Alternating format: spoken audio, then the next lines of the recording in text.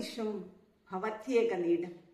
വിശ്വം മുഴുവനും ഒരു കിളിക്കൂട് പോലെ ഒന്നായി തീരുന്ന, ഐക്യത്തിലേക്ക് വരുന്ന, സ്നേഹത്തിന്റെ നിറഞ്ഞ കവിയൽ ഒഴുകുന്ന വിശ്വസുന്ദരമായ ദിനങ്ങളാണ് ക്രിസ്മസ് ദിനങ്ങൾ. ക്രിസ്മസിന്റെ ഏറ്റവും പ്രധാനപ്പെട്ട മൂല്യം അത് സ്നേഹമാണ്. ദൈവശക്തിക്ക് മീതെ യാതൊന്നും സംഭവിക്കുന്നതല്ല. ദൈവമാണ് പുൽക്കൂട് തിരഞ്ഞെടുത്തത്, ആരും തിരഞ്ഞെടുത്ത് കൊടുത്തതല്ല. അവിടുന്ന് പറഞ്ഞു, നിങ്ങൾ എന്നെ തിരഞ്ഞെടുക്കുകയില്ല, ഞാൻ നിങ്ങളെ തിരഞ്ഞെടുക്കുകയാണ് ചെയ്തത്. ലോകം മുഴുവനും ആർത്തുല്ലസിക്കുന്ന ഈ സുദിനത്തിൽ ഉത്കണ്ഠയിലേക്കും വേദനയിലേക്കും അസ്വസ്ഥതകളിലേക്കും നീറിപ്പുകയുന്ന പ്രശ്നങ്ങളിലേക്കും പോകുന്ന മനുഷ്യ മനസ്സിന് പോലും ഈ കൊച്ചു പുൽക്കൂട്ടിന് മുമ്പിൽ വന്നാൽ എല്ലാം ഇല്ലാതാകാനുള്ള വലിയ ഒരു നിധി ഒളിഞ്ഞിരിക്കുന്നു. അത് ദൈവിക നിധിയാണ്. ആ നിധി ഹൃദയത്തിലേറ്റിയാൽ പ്രതീക്ഷയും പ്രത്യാശയും നിറഞ്ഞു കവിയും. കുടുംബങ്ങളെ, നിങ്ങൾ ആയിരിക്കുന്ന അവസ്ഥയിലേക്ക് വരിക.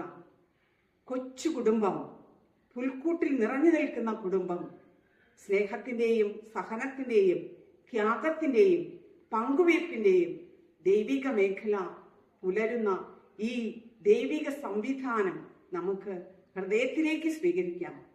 ഹൃദയത്തിൽ നിന്ന് ആ ചൈതന്യം പുറത്തു വരുമ്പോൾ നമ്മുടെ കുടുംബങ്ങളിൽ സ്നേഹം നിറഞ്ഞു കവിയും. മക്കൾ പറന്ന് വിദേശത്തേക്ക് പോയപ്പോൾ പല ദേശങ്ങളിലെയുമായി അവർ അവരുടെ ജീവിതാവസ്ഥകൾ കണ്ടെത്തിയപ്പോൾ എന്ത് നന്മയാണ് ഉണ്ടായത്? വിശ്വം മുഴുവനും ഒരു പക്ഷിക്കൂട് പോലെ ഒരു ഹൃദയത്തിൽ ഒന്നായിത്തീരുന്നു. എല്ലാ രാജ്യങ്ങൾക്കും വേണ്ടിയുള്ള പ്രാർത്ഥന ഉയരുകയാണ്. കാരണം അവരുടെ ജീവനായ മക്കൾ വിദേശത്താണ്. അയർലൻഡിലും അമേരിക്കയിലും ഇംഗ്ലണ്ടിലും കാനഡയിലും എന്നുവേണ്ട ലോകത്തിന്റെ എല്ലാ ഭാഗങ്ങളിലും ഹൃദയത്തിന്റെ ചലനങ്ങൾ എത്തിക്കഴിഞ്ഞിരിക്കുന്നു. ഇതാ ലോകം സ്വർഗമായി മാറുന്ന സുദിനം. ഈ സുദിനത്തിൽ നമുക്ക് ആനന്ദിക്കാം.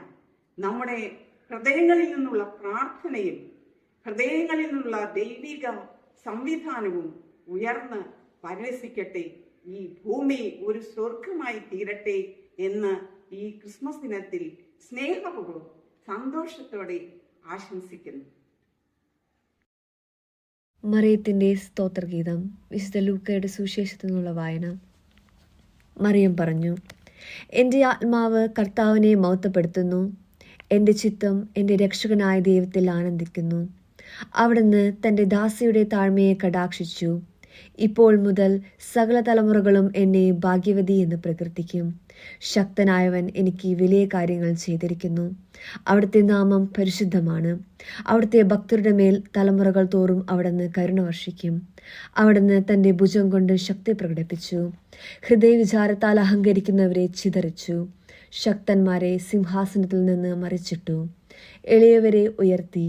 വിശക്കുന്നവരെ വിശിഷ്ട വിഭവങ്ങൾ കൊണ്ട് സംതൃപ്തരാക്കി. സമ്പന്നരെ വെറും കൈയോടെ പറഞ്ഞയച്ചു. തൻ്റെ കാരുണ്യം അനുസ്മരിച്ചുകൊണ്ട് അവിടുന്ന് തൻ്റെ ദാസനായ ഇസ്രായേലിനെ സഹായിച്ചു. നമ്മുടെ പിതാക്കന്മാരായ അബ്രാഹത്തോടും തൻ്റെ സന്തതികളോടും എന്നേക്കുമായി ചെയ്ത വാഗ്ദാനം അനുസരിച്ച് തന്നെ. 1843 ഹെൻറി കോളിന് വേണ്ടി ജോൺ കാൽകോട്ട് ഹോസ്ലി രൂപകൽപ്പന ചെയ്ത ലോകത്തിലെ ആദ്യ കമേഴ്ഷ്യൽ ക്രിസ്മസ് കാർഡാണിത്.